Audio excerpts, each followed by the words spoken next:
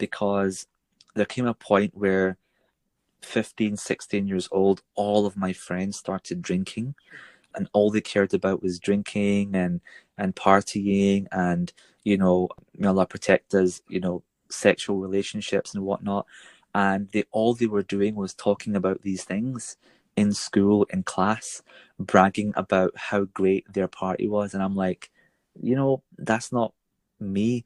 And even though I might have fallen into a number of different things or sins, alhamdulillah, one thing that I stayed completely away from was things like drinking, things like drugs and whatnot, right? So there was that kind of double identity where at school I'm trying to be cool, I'm trying to fit in, I am going to parties, listening to music, going to concerts and being popular for that. But then at home I'm still like that, but I'm also praying my salah. I feel bad sometimes. And, there were actually at times later on in school where I did used to sacrifice my lunch hour, and I did used to go to the chemistry department and go to a room and pray my salah. I found one or two other Muslims and I was like, guys, you want to pray with me? Okay, cool. And it was the whole quickly do wudu before someone catches you with your foot in the sink and it's all over, your whole reputation is gone, right?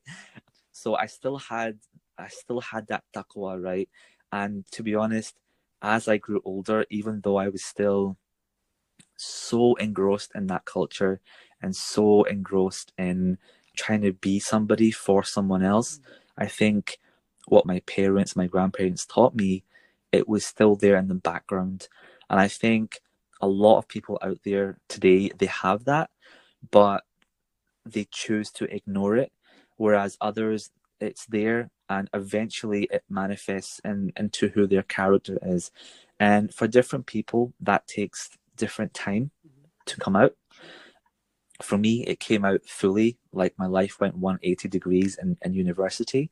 But for others, it can take, even into their late 30s and 40s. But I do believe that everyone, who's at least from a Muslim